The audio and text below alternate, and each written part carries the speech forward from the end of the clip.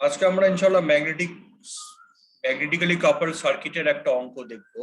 Second অঙ্কটা, গতকাল একটা অঙ্ক আমরা দেখেছি, আজকে আরেকটা অঙ্ক আমরা দেখবো।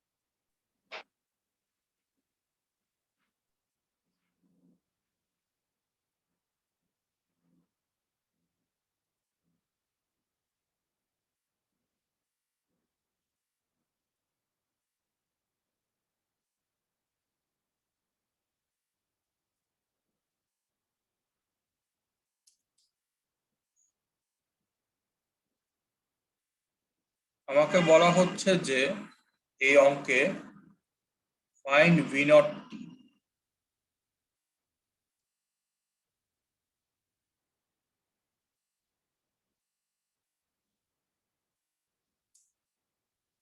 এই দুইটা হচ্ছে মিউচুয়ালি কাপলড, মিউচুয়াল ইন্ডাকটেন্স হচ্ছে 1 হেনরি।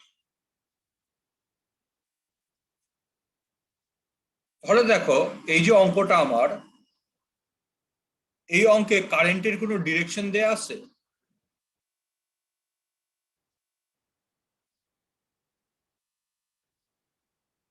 না স্যার। কারেন্টের কোনো ডিরেকশন দেয়া নাই, তাই না? তাহলে আমরা কি বলতে পারবো এখান থেকে কিছু, যে এটা কি পজিটিভলি কাপলড না নেগেটিভলি কাপলড? এটা কি বলা সম্ভব? কারেন্টের ডিরেকশন না দেয়া থাকলে সম্ভব না। তো আমাদের যেটা করতে হবে সেটা হচ্ছে যে আমাদেরকে এমন ভাবে কারেন্টের ডিরেকশন অ্যাসাইন করতে হবে such that আমার এই দুইটা কয়েল পজিটিভলি কাপলড হয়। আমাকে এমন ভাবে কারেন্টের ডিরেকশন গুলো অ্যাসাইন করতে হবে such that আমার এই দুইটা কয়েল পজিটিভলি কাপলড হয়। তাহলে আমি কি করতে পারবো, আমি আমার যে ইকুইভ্যালেন্ট সার্কিটটা আছে, ইকুইভ্যালেন্ট সার্কিট, ওইটা আঁকতে সক্ষম হব, যেটা আমার ক্যালকুলেশনকে অনেক সিম্পলিফাইড করে দেয়। ঠিক আছে? তো এখন দেখো, এই যে আমার ভোল্টেজ সোর্স, এই ভোল্টেজ সোর্স দিয়ে তো কারেন্ট I1 এই ডিরেকশনে যাবে, তাই না? জি স্যার। এটা তো আমরা বুঝি। জি স্যার। আচ্ছা, তো I1 আমার এই ডিরেকশনে যাবে, তাহলে এই ডট দিয়ে I1 কারেন্ট কি এন্টার করতেছে না বেরিয়ে যাচ্ছে? বেরিয়ে যাচ্ছে স্যার। বেরিয়ে যাচ্ছে, অর্থাৎ কয়েল 1 এর ডট দিয়ে I1 কারেন্টটা আমার বেরিয়ে যাচ্ছে। তাহলে আমাকে এমন ভাবে কারেন্টের direction in coil two assign করতে হবে সাচ দ্যাট আমার এই দুইটা কয়েল পজিটিভলি কাপলড। কতদিন আমরা দেখেছি যে যদি আমার দুইটাই ডট দিয়ে এন্টার করে বা দুইটাই ডট দিয়ে বেরিয়ে যায় তাহলে তারা পজিটিভলি কাপলড থাকে, তাই না? জি স্যার। তাহলে খেয়াল করে দেখো, আমার I2 ডিরেকশন যদি আমি দেই এরকম, তাহলে কি ঠিক আছে? জি স্যার, ডটটা দিয়ে বেরিয়ে যাচ্ছে স্যার। বেরিয়ে যাচ্ছে, তাই না? I2 আমার ডটটা দিয়ে বেরিয়ে যাচ্ছে in coil 2। So I2 direction হবে এইটা, ঠিক কিনা?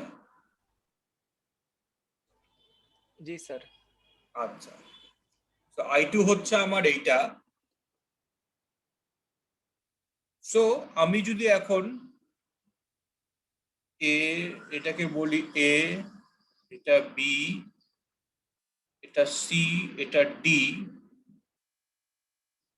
তাহলে এবিসিডির মধ্যে আমি আমার ইকুইভ্যালেন্ট সার্কিটটা রিপ্লেস করতে পারবো। জি স্যার।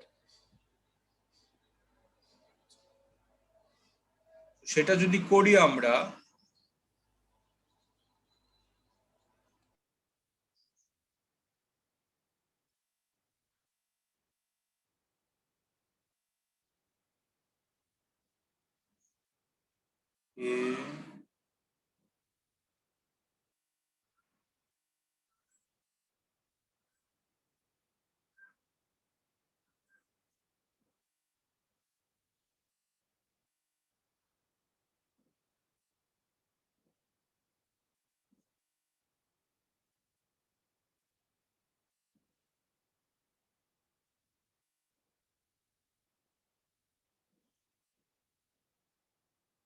এই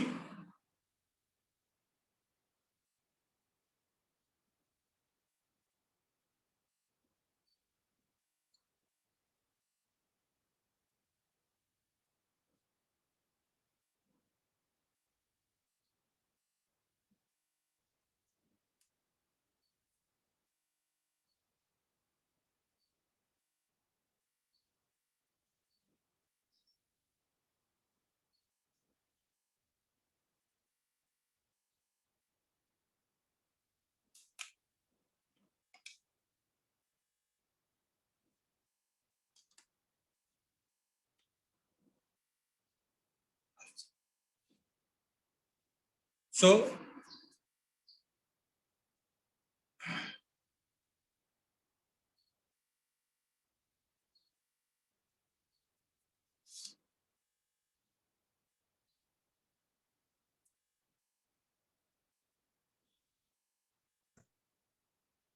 এটা হচ্ছে L1 মাইনাস এম। L1 এর ভ্যালু হচ্ছে 2, তো 2 মাইনাস 1 সমান সমান 1 হেনরি হচ্ছে এইটা। এটা হচ্ছে এম 1 হেনরি, আর এটা হচ্ছে L2 মাইনাস এম 1 মাইনাস 1 সমান সমান 0 হেনরি।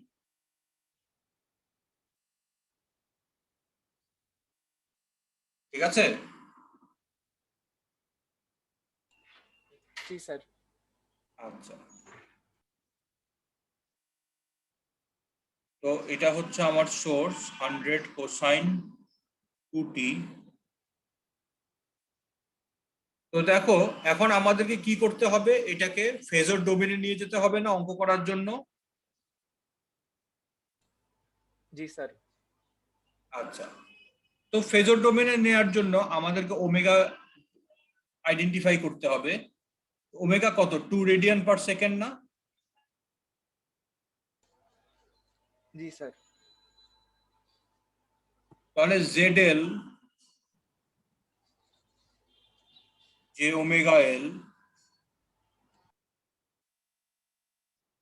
এটা হবে আমার 2 ওহমস। এটাও 1 হেনরি, এটাও 1 হেনরি। সো এল হচ্ছে 1, ওমেগা 2, 2 ইন্টু 1 হচ্ছে 2, সো 2 ওহমস হচ্ছে আমার জেড এল। একইভাবে জেড সি যদি বের করো, minus J by omega C, এটার মান হবে মাইনাস 4 ওহমস।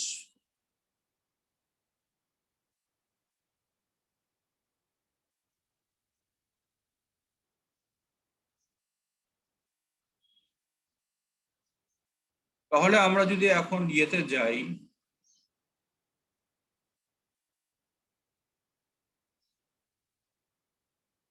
ফেজর ডোমেনে যাই,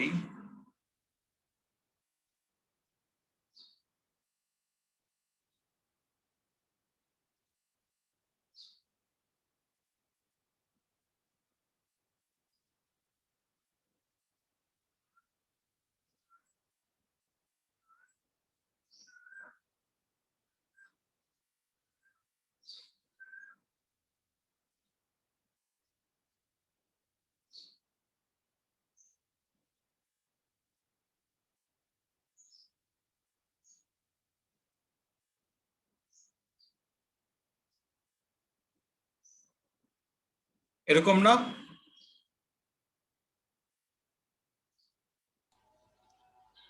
জি স্যার। আচ্ছা, এখানে দেখো এটা জিরো, এখানে তো একটা ইন্ডাক্টর ছিল তাই না, যেটার ইম্পিডেন্স, যেটার ইন্ডাক্টেন্স ছিল 0 হেনরি। তো জে ওমেগা এল হচ্ছে 0, এর জন্য এটা একটা শর্ট সার্কিট না? জি স্যার, শর্ট হয়ে যাবে স্যার ওই শর্ট জায়গাতে। সার্কিট, এর জন্য এটাকে আমি সার্কিটে আঁকি নেই, এই ইন্ডাক্টরটাকে আমি সার্কিটে দেই নাই। তাহলে দেখো এখন আমার ভি নট বের করতে হবে। তো আমার এই 2 ওহমস আর 2 জে ওহমস কেমনে লাগানো আছে, প্যারালালি না? জি স্যার, প্যারালাল স্যার। তাহলে আমি যদি বলি যে জেড পি হচ্ছে আমার 2 প্যারালেল 2 জে, এটা যদি করো তাহলে এটার মান পাবা 1 + জে। ক্যালকুলেটরে যদি 2 আর 2 জে প্যারালেল করো, মানে ইনভার্স করে যোগ করে ইনভার্স করো আবার, তাহলে এটার মান পাবা 1 + জে ওহমস। তার মানে আমার সার্কিটটা সিম্পলিফাইড হয়ে যাচ্ছে এখন এরকম একটা সার্কিটে।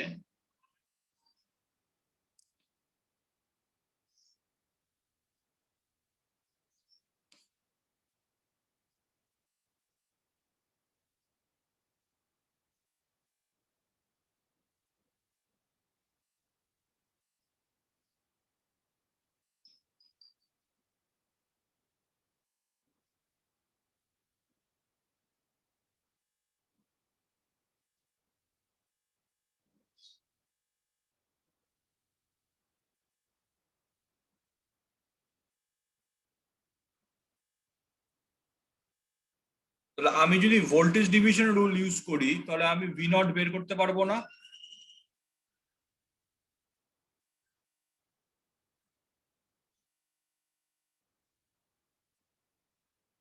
জি স্যার। আচ্ছা,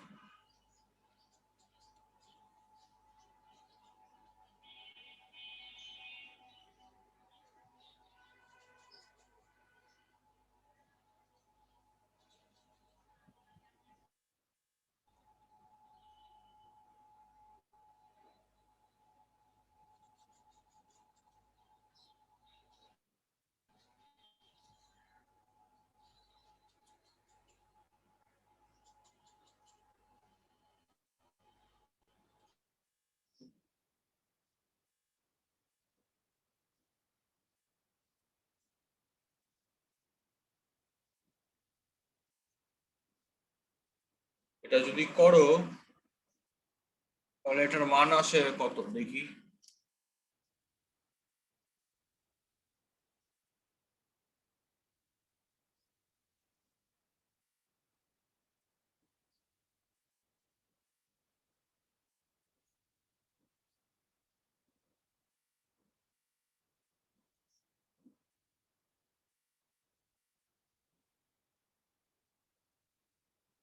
টোয়েন্টি 7.74,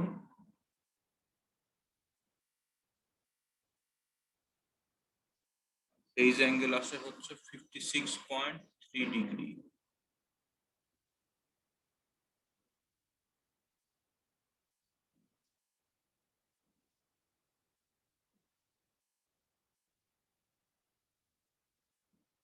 ঠিক আছে?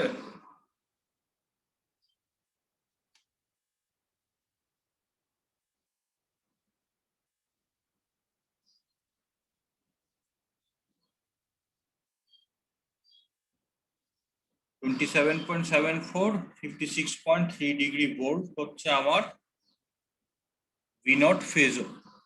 এখন টাইম ডোমেনে আমাকে যেতে বলা হয়েছিল, কোশ্চেনে দেখো আমাকে বলা হয়েছিল টাইম ডোমেনে ভি নট টির মান বের করতে। তাহলে দেখো টাইম ডোমেনে যদি আমরা যাই, তাহলে টাইম ডোমেনে ভি নট টি কত?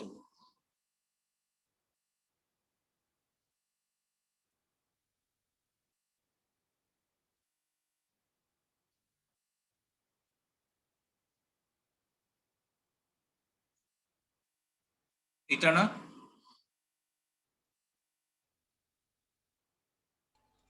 জি sir.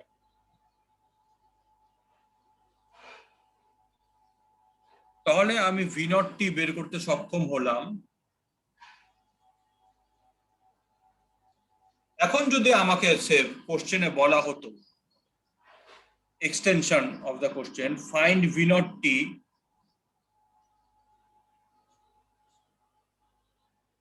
at t equal to 2 seconds, করা যেত না?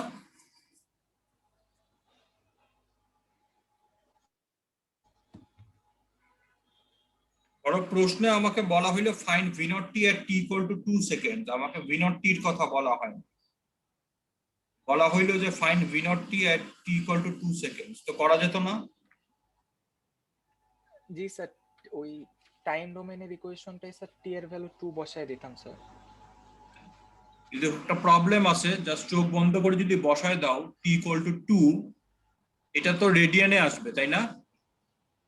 জি স্যার, ওইটাকে ডিগ্রিতে নিয়ে যাওয়া লাগবে স্যার। এটাকে ডিগ্রিতে নিতে হবে বা এই ডিগ্রিকে রেডিয়ানে নিয়ে গিয়ে ক্যালকুলেশনটা করতে হবে। তো এই ভুলটা করো না, এই ভুলটা করে স্টুডেন্টরা, এটা আমরা আগেই ডিসকাস করছি কোর্সের শুরুতে। তো চোখ বন্ধ করে বসালে একটা ভুল হওয়ার সম্ভাবনা থাকে, আমাদের একটু বুদ্ধি খাটায় এটা করতে হবে। এখন দেখো ভি নট টি তো আমি বের করলাম, আমাকে প্রশ্নে বলা হয় নাই I1 I2 বের করার জন্য, বাট যদি বলা হতো I2 বের করতে, যেখানে I2 হচ্ছে এটা, বা I1 বের করতে বলা হতো যেখানে I1 হচ্ছে এইটা, এদেরকে বের করা যাইতো না? খেয়াল করে দেখো, আমার এটা তো I1 নাকি? জি স্যার। আর এটা আমার I2 না?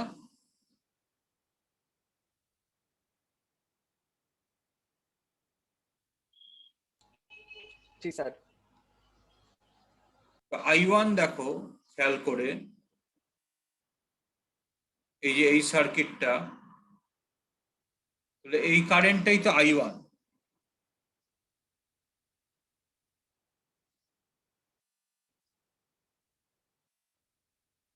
তাই না? জি sir, 4 ohms by 100 magnitude 0 range। বুঝলাম না। অর্থাৎ I1 কারেন্টটা হচ্ছে এইটা, তার মানে total impedance by total voltage by total impedance করলে I1 আমি পেয়ে যাব, তাই না?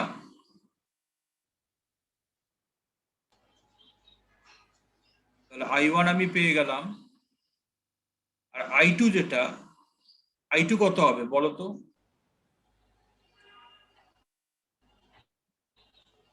দেখো তো I2 এটা হবে কিনা, স্যার এই জায়গায় বলো।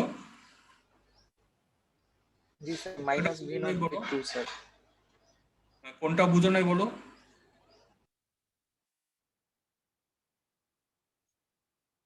বুঝি নাই, কোনটা বুঝো নাই?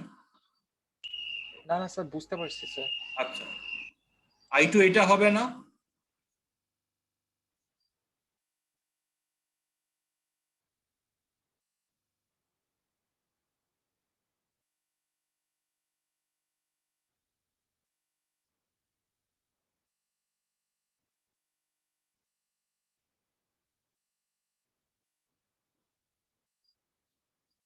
দেখো I2 এটা ঠিক আছে কিনা?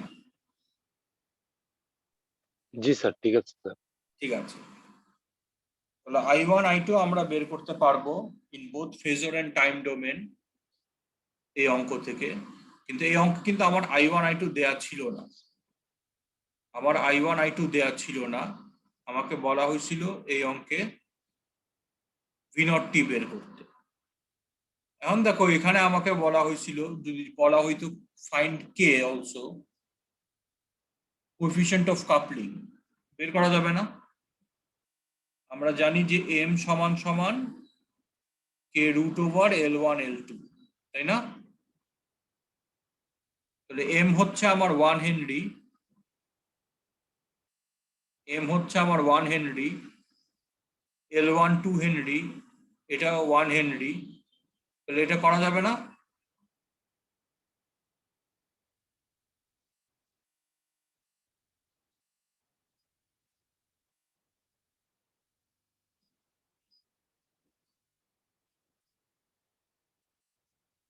যাবে তো? জি স্যার। জি স্যার, যাবে স্যার। যাবে যাবে। তাহলে দেখো, একটা অঙ্ক থেকে আমরা অনেক কিছু শিখলাম, যে যদি আমার অঙ্কে কারেন্টের ডিরেকশন দেয়া না থাকে, গতকাল যে অঙ্কটা আমরা করেছিলাম সেখানে কারেন্টের ডিরেকশন দেয়া ছিল, কারেন্টের ডিরেকশন যদি দেয়া আমার না থাকে, তাহলে এরকম অঙ্কে আমাকে যেটা করতে হবে সেটা হচ্ছে আমাকে কারেন্টের ডিরেকশন এমন ভাবে অ্যাসাইন করতে হবে such that the coils are positively coupled। এটা করার উদ্দেশ্য কি? উদ্দেশ্য হচ্ছে ইকুইভ্যালেন্ট সার্কিটে যাওয়ার জন্য। ইকুইভ্যালেন্ট সার্কিটটা হচ্ছে valid for positively coupled coals. কাজে আমাকে কারেন্টের ডিরেকশন এমন ভাবে অ্যাসাইন করতে হয় যেন আমার দুইটা কয়েল পজিটিভলি কাপলড থাকে। তো সেই কাজটা আমি করলাম, এমন ভাবে কারেন্টের ডিরেকশন এখানে অ্যাসাইন করেছি, দেখো যে আমার দুইটা কয়েল এখন positively coupled. Having done that, এখন আমি আমার ইকুইভ্যালেন্ট সার্কিটে চলে যেতে পারি। ইকুইভ্যালেন্ট সার্কিটে আমি চলে গেছি, ইকুইভ্যালেন্ট সার্কিটের প্যারামিটার গুলা বসাইছি, এবং ইকুইভ্যালেন্ট সার্কিটের প্যারামিটার গুলা বসানোর পরে আমি ফেজর ডোমেইন নিয়ে আমার ক্যালকুলেশনটা সম্পন্ন করেছি। রেস্ট অফ দ্য পার্ট যেটা আমরা করেছি এটা কিন্তু আমরা আগেও করে আসছি। একটা series parallel RLC circuit, series parallel RLC circuit, এটাকে অ্যানালাইসিস করা। তো আমরা এটা করেছি, এখানে অ্যানালাইসিসটা সম্পন্ন করেছি আমরা, এবং ফাইনালি ভি নট টি বের করেছি by backing to time domain. এবং এখন যদি আমাকে বলা হয় ভি নট টি বের করো অ্যাট দিস ইনস্ট্যান্ট, অথবা আমাকে যদি বলা হয় যে I1 I2 বের করো, তাহলে আমরা সবই করতে পারবো ইনশাআল্লাহ। দেখো এই অঙ্কটা বোঝা গেল কিনা, এই অঙ্কটা নিয়ে কারো কোনো কোশ্চেন আছে কিনা দেখো।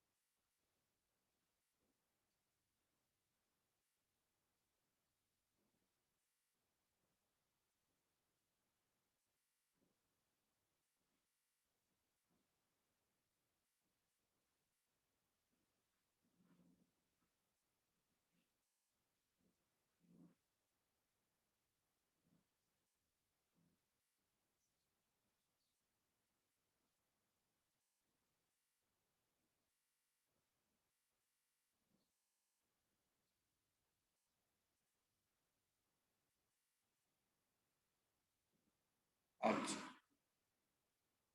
তো কোনো কোশ্চেন না থাকলে আমাদের আজকের ক্লাস এই পর্যন্তই। আমি এই ভিডিওটা ইনশাআল্লাহ তোমাদের সাথে শেয়ার করবো ইয়েতে, গুগল ক্লাসরুমে, চিন্তা করো না। তো এই অঙ্কটা যদি বুঝে গিয়ে থাকি আমরা, তাহলে আমরা ইনশাআল্লাহ আশা করি যে ম্যাগনেটিক কাপলড সার্কিটের যে কোনো প্রবলেমে আমরা ইনশাআল্লাহ পরীক্ষায় আসলে সেটা করতে পারবো। ঠিক আছে?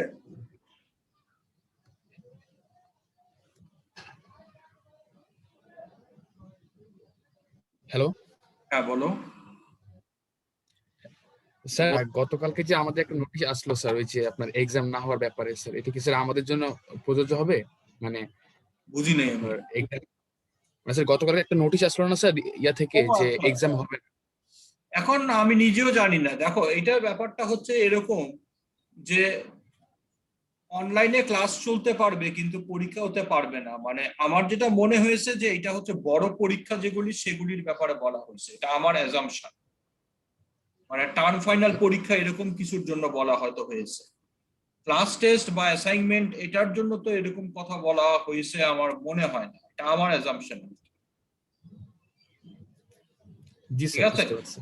এখন ডিটেলস আমরা জানি না, বাট আমাদের ধরো যদি এটা যদি আমাদেরকে ইমপ্লিমেন্ট করি আমরা, তাহলে কিন্তু আমরা একটা স্টেলমেট এসে পৌঁছে যাব, তাই না?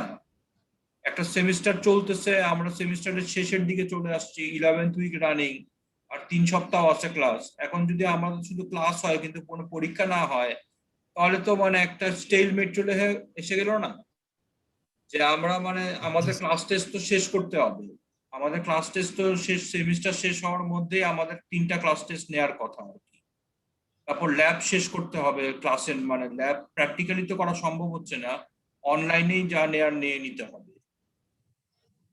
যদি এটা একেবারে লিটারেলি আমরা ফলো করতে যাই তাহলে তো আমাদের প্রবলেম, আমরা একটা আটকায় যাবো আর কি, তাই না? স্যার ফলো না করলে ভালো স্যার, বুঝলাম না। মানে স্যার ফলো না করলেই ভালো স্যার, আমরা আমাদের মতো আগাই তাহলে সেটাই স্যার ভালো হয়। সেটাই কাজে আমরা ইনশাল্লাহ ক্লাস টেস্ট গুলো যেগুলি আছে সেটা করব। টার্ম ফাইনালের ব্যাপারে এটা তো ইউনিভার্সিটি অথরিটি ডিসিশন নেবে যে টার্ম ফাইনাল কি হবে আর কি, দেখি কি হয় আর কি। জি স্যার, থ্যাংক ইউ স্যার। তাহলে তোমরা আমাকে রোববার দিন জানাও, ঠিক আছে, যে তোমরা ইনশাল্লাহ ক্লাস টেস্ট 3 কবে দিবে। স্যার আমরা সবাই 16 তারিখে দিতে যাচ্ছিলাম স্যার, মঙ্গলবার। 16 তারিখ মানে নেক্সট মঙ্গলবার? জি স্যার। নেক্সট মঙ্গলবার কি ক্লাস টাইমে দিতে যাচ্ছ? না স্যার, মানে আমরা যে সময় দিই আর কি স্যার, সন্ধ্যায় 7টার দিকে। সন্ধ্যার দিকে? আচ্ছা ঠিক আছে, আমি তোমাদেরকে জানাবো যে আমি ওই সময় অ্যাভেলেবেল থাকতে পারবো কিনা আর কি। সন্ধ্যা 7টা তো? হ্যাঁ 7টার জি দিকে স্যার। মঙ্গলবার। আচ্ছা ঠিক আছে, আমি রোববার দিন আমি কনফার্ম করি। জি থ্যাংক ইউ স্যার, ঠিক আছে স্যার। ঠিক আছে ওকে। আসসালামু আলাইকুম। ওয়ালাইকুম আসসালাম। তো ঠিক আছে, আমাদের আজকের ক্লাসে এ পর্যন্তই। আমি এটা শেয়ার করে দিব গুগল ক্লাসরুমে ইনশাআল্লাহ। আর তোমরা এই অঙ্কগুলো নিজেরাও হাতে কলমে করো, তাহলে তোমাদের প্র্যাকটিস হবে। নতুন টপিক পড়েছি আমরা, কাজে নতুন টপিকের উপর অঙ্কগুলো করলে তোমাদেরই প্র্যাকটিস হবে। ঠিক আছে।